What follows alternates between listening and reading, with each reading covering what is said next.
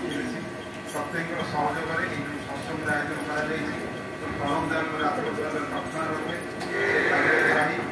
पुत्र कन्या सकाल पार्षिक समस्ते सपरिवार व्यक्ति जीवन सामाजिक राष्ट्रपंच महाजीवन ठाकुर अन्य आशीष मतार बहन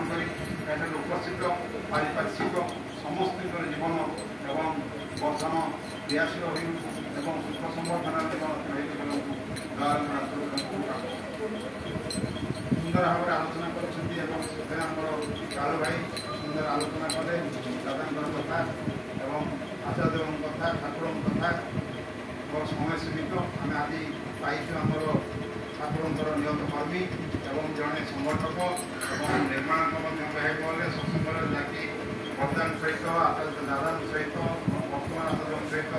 अंगांगी भाव विभिन्न कर्म अनुष्ठान जड़ित आम शुणा ठाकुर अन्य लीला दर्शन कथा गोटे कथा कही मोर वक्तव्य शेष करी जे आमे मैंने महाभाग्यवान निजक धन्य मन करवा यही जीवदशा यही कला घूर्णी ये समाजर विभिन्न प्रकार विवर्तन एवं आम जो आज ठाकुर पाइचु दीप नाम पाइचु जो निर्देशन आम पाइचु ताको जदि आम जीवन में परिपालन कर चालू ताहले आम जीवन निरुद्विग्न ये निरुद्विग्न हवा कहबार उद्देश्य होची आज प्रत्येक मनीष परोक्षरे हो प्रत्यक्ष हो उद्विग्न व्यतिव्यस्त व्यग्र एवं सदाबले उत्तोलित हो रही जीवन से कह कौन कि वास्तव में आम कौन करणीय अच्छी कौन करणीय ना कि आम जीवन आम धरपृष्ठ अवलम्बन करूँ परम दयाल परम पुरुष तार आम निर्धारित कर बर्तमान जहाँ हेबू सब तांकरी हाथ में निर्दिष्ट अच्छी किंतु आम जो विपाक पड़ विध्वस्त न हो आम सत्ता जो विध्वस्त न हुए से गोटे किसी उपाय दे से उपाय हूँ जे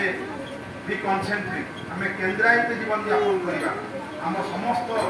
चिंता चेतना को ऊर्धायित कर से जो आमको दयाल धाम सुरत विषय संधान देती तारी आड़े आम अग्रसर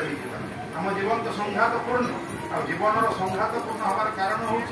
जीवनटा हूँ संघातर एक अन्य रूप जो संघात ना जीवन ना से डेथ मृत्यु तेणु जो संघात अच्छी से जीवन अच्छी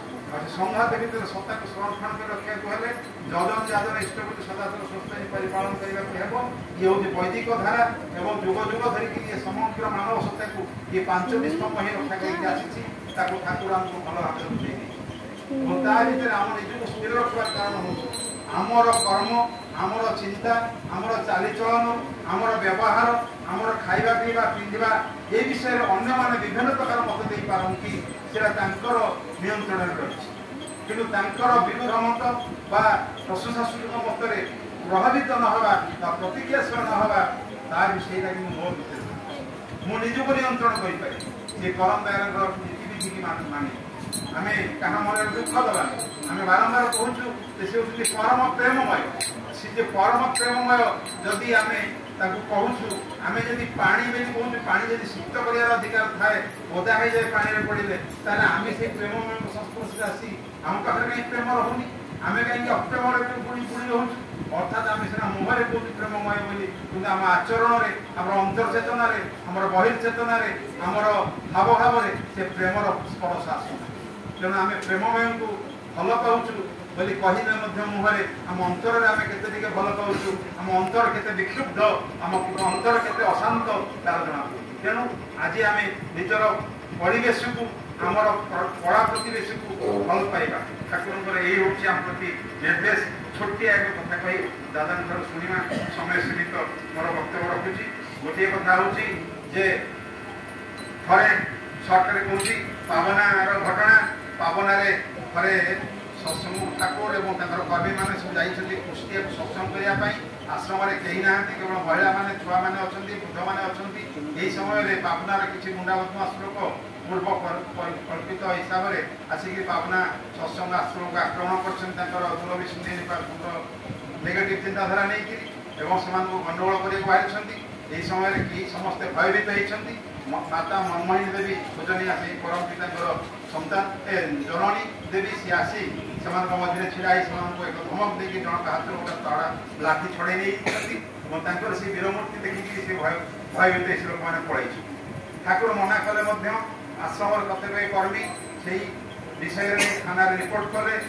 सेपटू किसी ज्ञानी गुणी लोक मैंने विरुद्ध में स्वर उत्तोलन कले किसी दिन पर से 15-20 जन पिला दुष्ट पिला धरा से मजिस्ट्रेट साहेब जे कहले पनिशमेंट दिया जेल दंड दिया कहीं जाइए जो से दिन मुखार्जी भाई घर को सत्संग होची से मजिस्ट्रेट साहेब आसि ठाकुर से दोतला सत्संग हो फेरी आस समस्त सत्संग सरला ठाकुर से दोतला तला ताल सीढ़ी पाखे गोटे कांथुका छिड़ा होती जो मजिस्ट्रेट साहेब और एसपी साहेब आसुँच देखुं ठाकुर ठाकुर छिड़ा होती ठाकुर को अभिवादन कर ठाकुर कहते आप ना आज्ञा गोटे कथा कह जो पिला आप छाड़ी दिखाँ से दंड दिखाँ दंड देने कौन से सुधरेबे से प्रेमर सहित आलिंगन कर क्षमा कर जीवन सुधार सुजोग दिए ये आम ठाकुर जी कि आश्रम भितर जड़ आश्रम आक्रमण करते दया आम मान आचरण को आम निजे अनुसंधान कर आत्मविश्लेषण आत्मसंश्लेषण द्वारा संशोधित कर विश्व कर्म नियोजित करवा जलन जादन सदातर सुस्थिन पारण जीवन अर्थांचल करवा ये कही परिशेष उपस्थित प्रत्येक जीवन बंधनीय परिवार मंगल कामना कर बंद